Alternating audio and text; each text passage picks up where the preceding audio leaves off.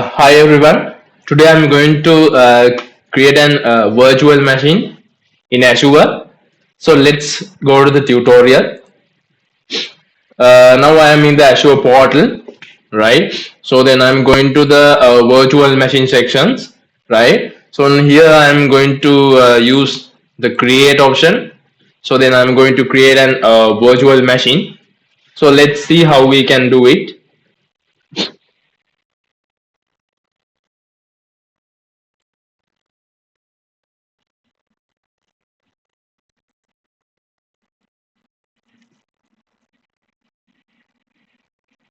Okay, so now we are in the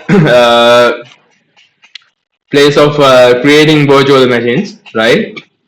So first of all, when you are creating an virtual machine, you have to select a subscription, right? Because subscription is the property, is the element that we are billing, right? So when you are using this resource, right? So this is a pay as you go subscription actually. So here I have select Azure subscription one, right? Because it's a tenant, it's a subscription that I have created for this tenant, right? So in your tenant might have a different subscription because when you are creating VMs, right, in your environment, in your organization, there can be a different subscription because different resources can be built to different subscription, different departments, right? So it depends on the environment. So you have to select what your subscription is.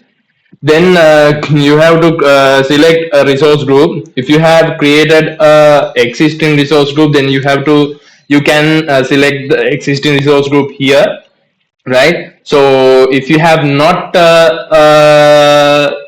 created a resource group for this specific VM creation, then you can create a new resource group, right? Because resource group we use to group in elements, right? So again it can be different with different scenarios, right?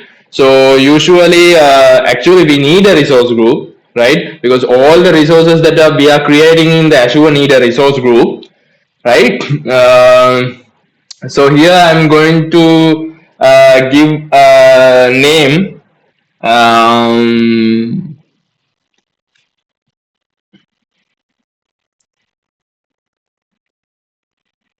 Let's put like lab AZ 900 lab 1 as a resource group, because for all the resources that are need to provide for this tutorial are stored in this resource group. So then we need to create a virtual machine name, because all VM need to have a name, right? So for as a name, I'm going to put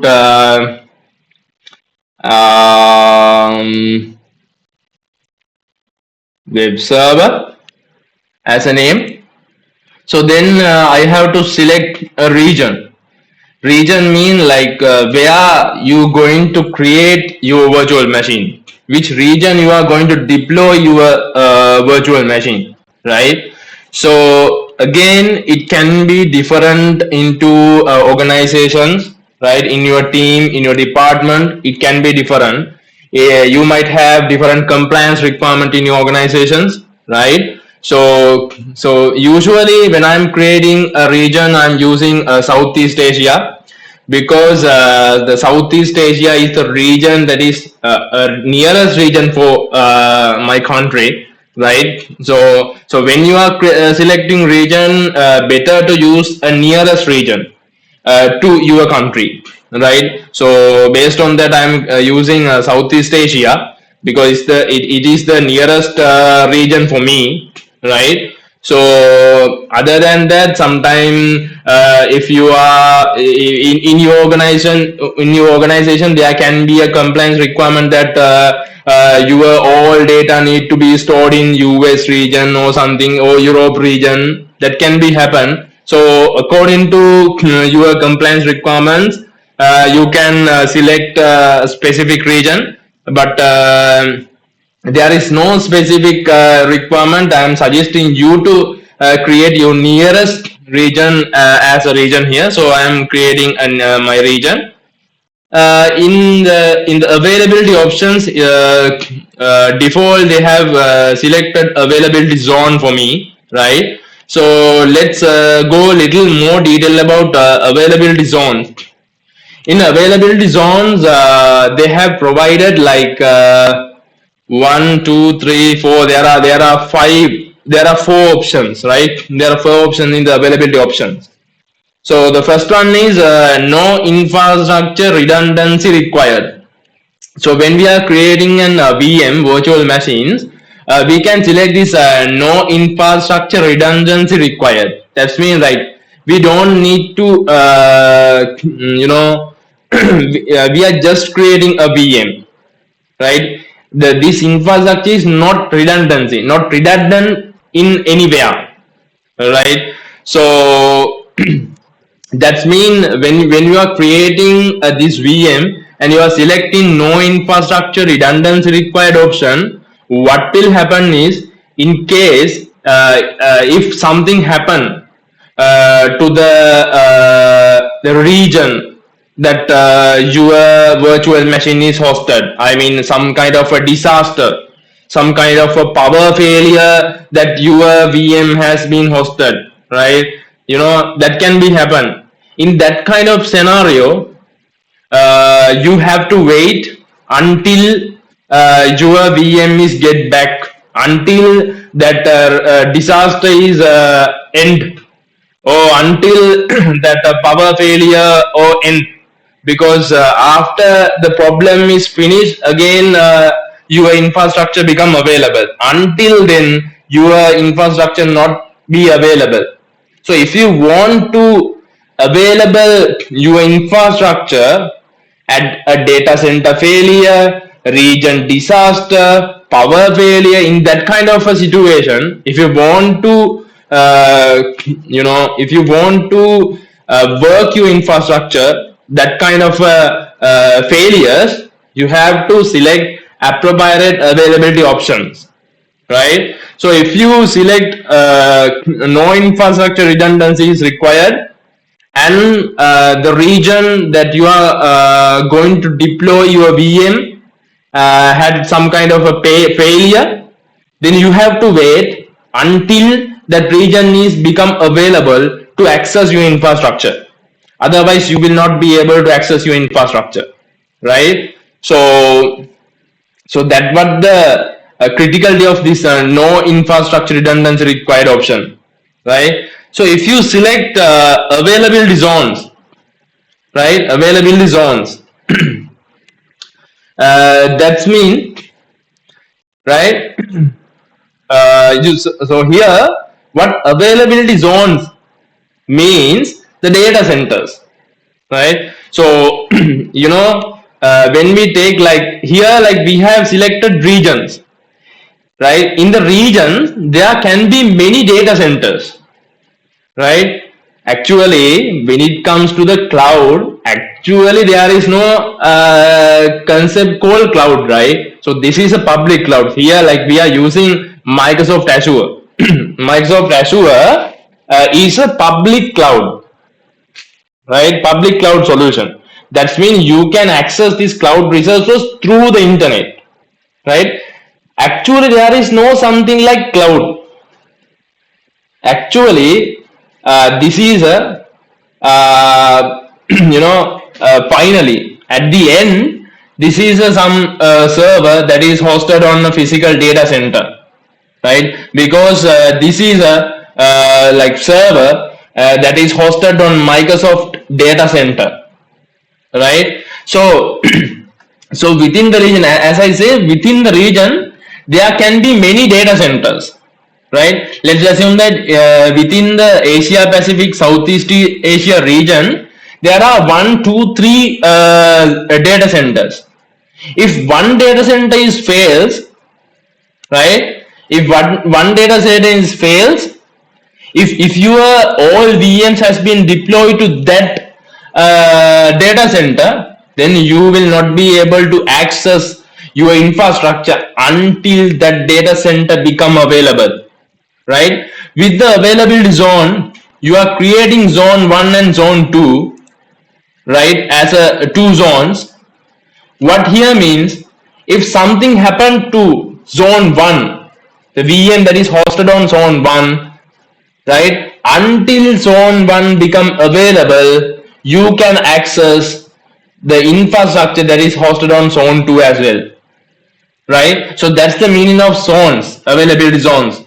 If we have created multiple zones, if one zones happen some kind of a problem, until that zone become available, your infrastructure is accessible in another zone. All right, so that's the purpose of availability zone.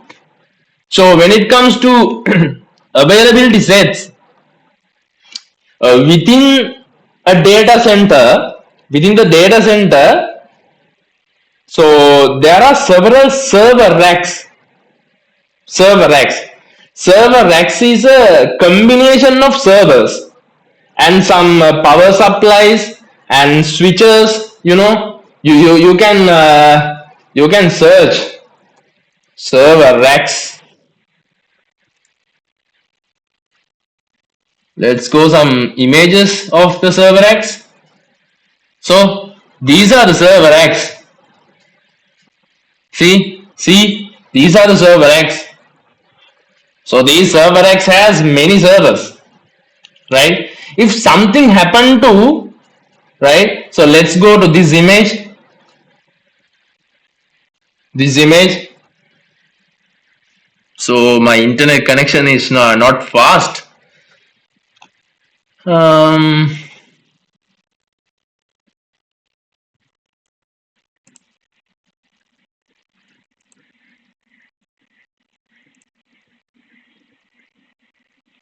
Like here, so okay, until okay, image is loaded. So here you can see like different server X, right? In the server X there are different section, right? So these different each sections have a separate power connections, separate router connections, right? If your VM has deployed in a one sector, one of this sector, and in this one of sector had a problem of power connectivity or some kind of router failure, what will happen is your VM will your infrastructure will not be available until the problem is resolved.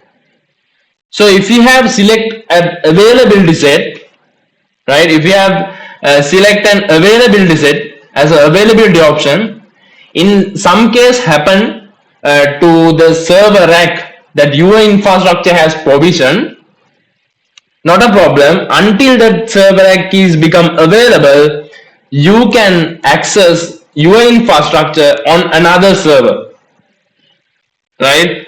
So then you have to create an availability set. So I will explain you these concept in deep in the option of high availability.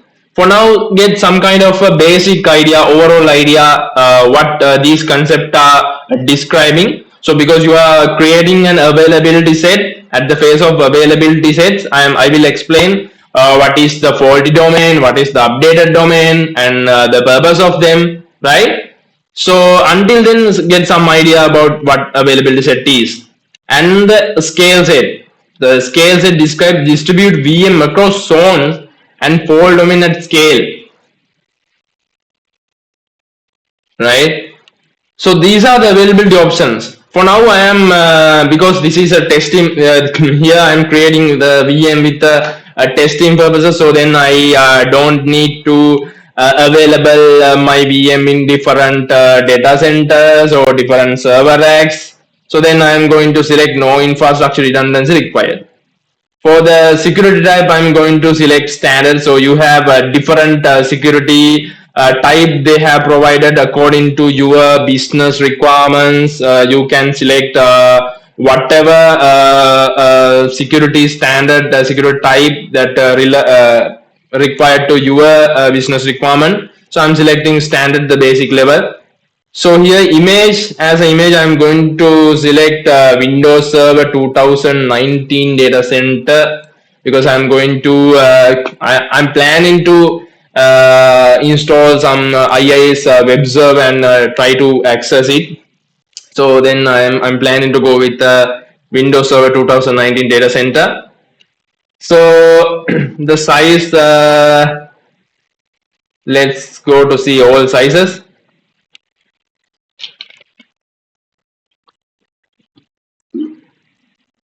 So I'm going to use this is for general purpose, so then I'm going to use this B2S. So then here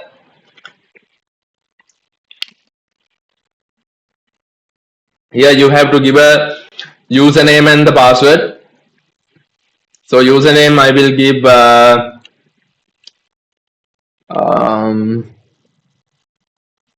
I will give some username here. So let's give AZ 900 lab 1, and I have to give password as well.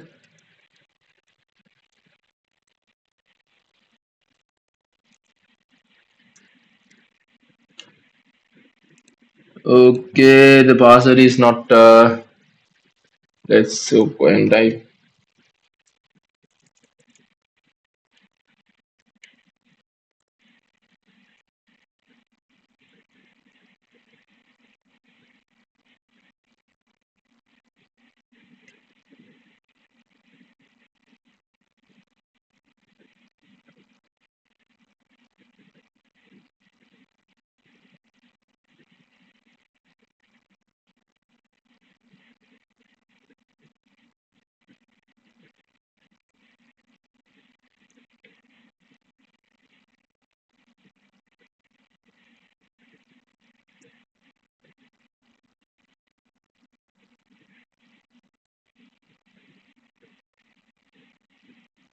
So these passwords are complex. So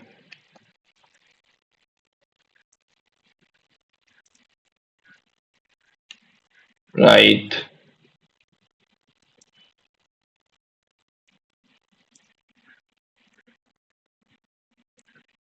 So I will put this username in somewhere. Otherwise, I will forget it.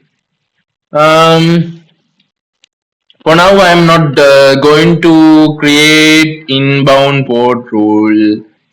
No problem, right? So I can. No, I'm going to allow inbound port rule for 80 port and the RDP port. But allowing port like this is not secure, right? So I will show you how you can enable inbound port rule as a secure way. After the VM is created, the select image is not valid for the specified location. Select different location. Okay, so that's mean I think the region, I think should be the region is the problem, because this the image is not supporting the region that I've selected, I guess. Let's see. Oh, seems like the East US is supporting.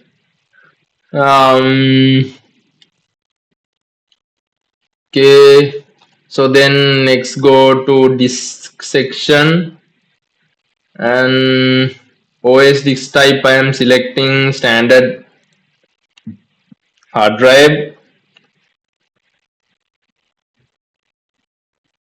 Okay, and networking section. Okay, virtual network. There is a new virtual network is created, and with the public IP also create. Yes, and in the management section, monitoring. There are several, there are several features you have to enable and disable, but I'm not going to in detail discuss what are these properties, right? Just networking.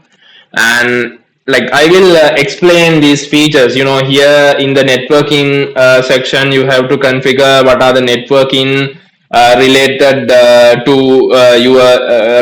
to your VM, right? Virtual network, subnet, the public IP. If you are accessing these IP through the internet, you have to use the public IP, right? Right, or the subnet. There is a default subnet has been created. So this VM is hosted on this subnet. So then when we come to the private IP, there can be a private IP starting with this 10.0.0.0 or something, because there are four or the first five IPs are allocated to the Azure related things, right? So, and the virtual network, there's a web server VNet. That this VNet is being created when this machine is deploying, right?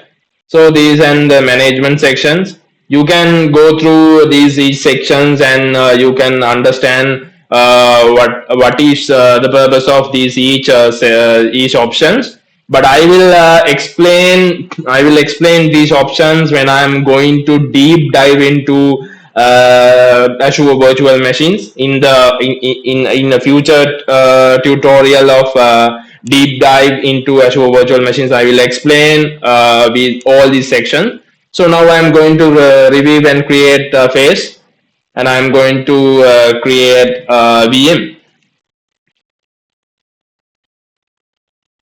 And here there is a warning. You can see there is a warning. You have set RDP ports open to the internet. This is only recommended for testing. If you want to change it, this setting, go back to basic tab. Yes. Here, like in the inbound port tool section, we have created in the networking section, right? Here, like we have created like actually HTTP 80 port and 3389 port, right? So when it comes to ports, right? So port is something like you have heard about islands, right? So islands, let's go and search about ports. Let's see, can we found something relevant to? Yeah. Let's come to, right. So this is a port, right? This is a port. So when it comes to island, right? Island can have many ports, right? So you can come to the island through those ports. Those ports have different purposes, right? Likewise, if you consider VM as an island, so that island also have a port to come to the come to the island and go out from the island. Likewise, VM also have port come into inside to the VM and go outside of the VM. So here, like I have created two inbound port tools, 80 port tool and 3389 port.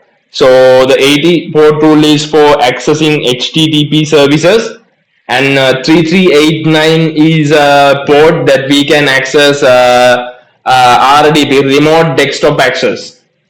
So here like they are pointing this. So here I have at the phase of initiating this virtual machine, I have initiate that anyone from the internet can be access this VM through 3389 port and the 80 port. But after I deploy the VM, I will show you how you can access these port in a secure way. So now I'm going to revive and create option, and I'm going to create the virtual machines. So in the right side, you can see some kind of suggestions, right? The cost estimations. So here you can see the estimated monthly cost is $59.57, right? So let's go and create this VM. So this is how you can easily create Azure virtual machines, the virtual machine in Azure. So it's deploying. Let's wait until the creation is finished.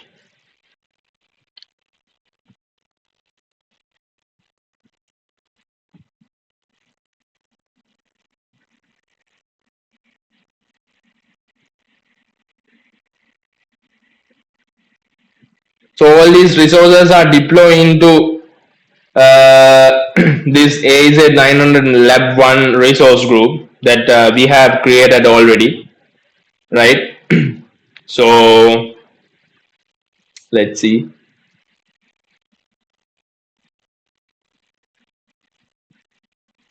You can see the different things are creating. This is a public IP is created, network security group is created, virtual network is created, and this is a network infrastructure, and now the web server is deploying, right? So you can see there are several resources are created, and all these resources are come under resource group AZ 900 Lab 1, right? So after, so this is a pay as you go account, right? So when you are want to study the Azure related things, right, you can just create an a resource group that relevant to your tutorial or your study, and then you can experiment what you want to experiment, then you can delete it.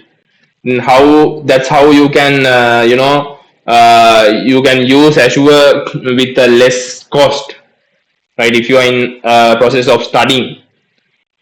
So now our deployment is completed. So my VM is permanently deployed. Let's go to the resource. So okay, the web server is created. So web server VM is not ready. Let's see. Let's go to the VM section, and okay, VM is running. Right. So there is a public IP has been created. Now let's go to the network settings. Okay, before network setting, let's go to the overview section. Sorry. So in the overview section, you can see there are several important information regarding this VM, right? Which resource group this VM is allocated, the location, the subscription, right? The one availability zone, the operating system, the public IP. This is the public IP is created, and this is the VNet. This web server is attached, right? The DNS name is not configured yet, right? So I okay, and here you can see the properties, the RAM, size, the number of virtual CPUs. As I told you in the previous, can you remember? The private type is 10.004, right? Because first three private IP is reserved for some kind of Azure purposes, right? So this VM has been allocated the private IP 10.004 because in the VNet. So here the automatically the VNet is created, virtual network is created. So in the virtual network there is an subnet called default subnets, right? In the default subnets it 10.0.0.0 subnet /24. This is the subnet. So right, okay, so that's how the zero that's how the 10.0.0.4 private IP has been assigned according to this subnet, the default subnet. Okay, let's go to the virtual machine again, web server virtual machine, right? So, and each this blade you will be able to see the description, the information related to this VM, right? Now I'm going to network settings. The network settings, you can see this is a network security group, right? These network security groups help us to create inbound and outbound port rules, right? You can remember I have created two inbound port rule, right? From outsiders, they can access this VM in through two ports. One is 3389 RDP port, and there is a warning message I can see, and HTTP port. So here you can see at the source section, any source can access this RDP. Any source can access this 80 port, the services run on the 80 port. Any service, any source, even you. So if I have let you to access, if I keep these resources until you watch this video, you also can access this VM, right, through the RDP port and through the HTTP. So if you know the public IP, if you know the public IP, then you can download some remote desktop connection and you can put the public IP. Then you can use the username, but you don't know the password, right? Yeah. If you know the password, then you also can access, right? So you know right. So now I'm going to limited access. How I can limited access for this port? So here in the source section, we can do several restrictions. Here we have given any. That's mean any sources from the internet can be accessed this VM through this port 3389. Right. So if you have provided the IP address, then you can select which IP addresses or which CIDR ranges that this 3389 port access you can define, right? So you can define my IP address. That's mean only my public IP can be accessed this RDP. So if I if I save this option, and you will be able to see this warning mark is going. I'm updating the security rule. After the security rule is applied, that warning mark is gone. So in the HTTP port also, I'm going to add my IP address as a source.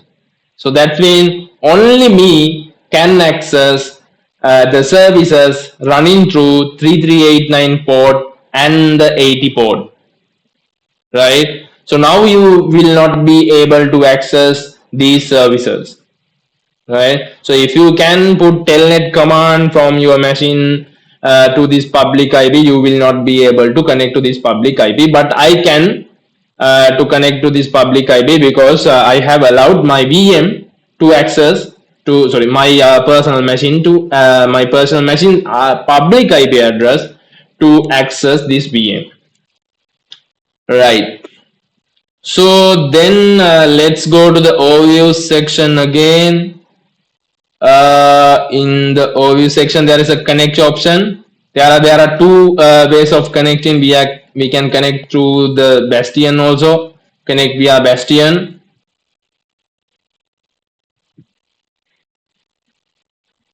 right? Or we can connect. We can download. We can download this RDB file.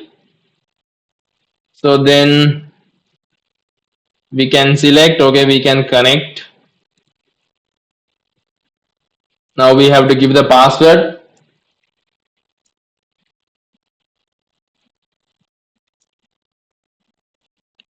So I select remember me. Okay. Do you want to connect? Yes. Now I am going to connect to a VM. The VM that I have created. I'm going to connect to it.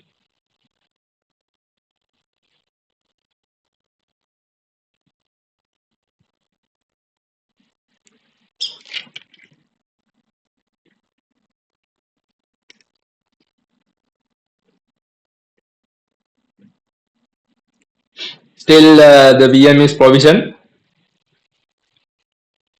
Okay. The virtual machine is provisioned.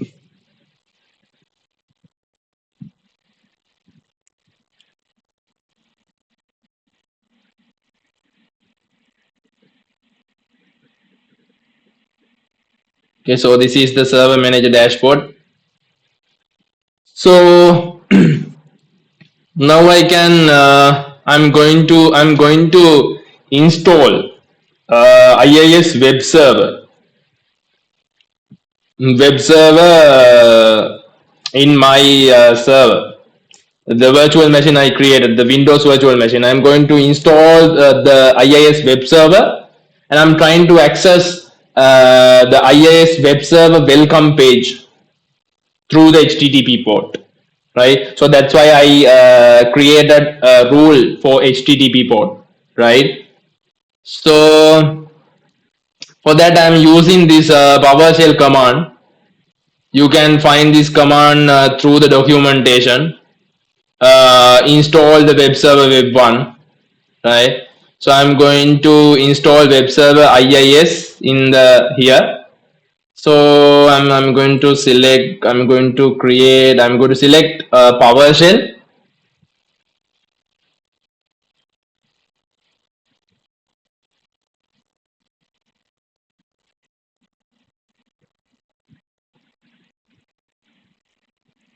I'm running this as an administrator.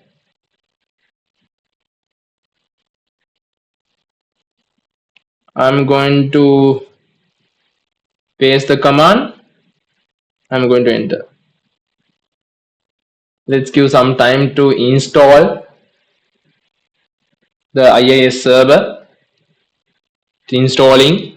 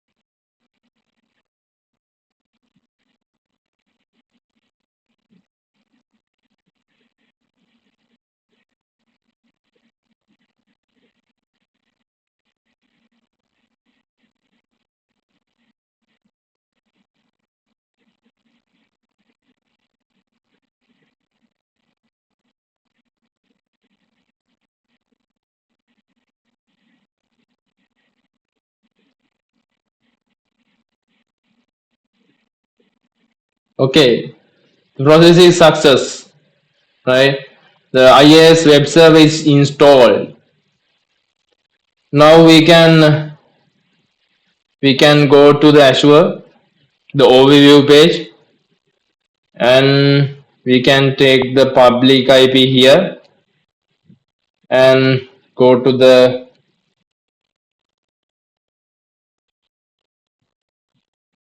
HTTP and put 80 port. So now we can see IIS the Windows server, right? So it will be accessible through the public IPs and the 80 port. So if you have configured some kind of a DNS name,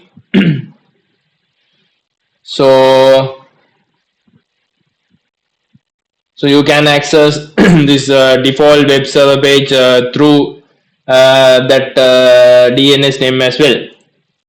So this is it. So this is the tutorial for today, how to create Azure VM. So when I'm going to the resource group, so you can see the resource group I have created. So different resources has been created on this resource group. So after the lab is end, I'm going to delete this resource group because it will help me.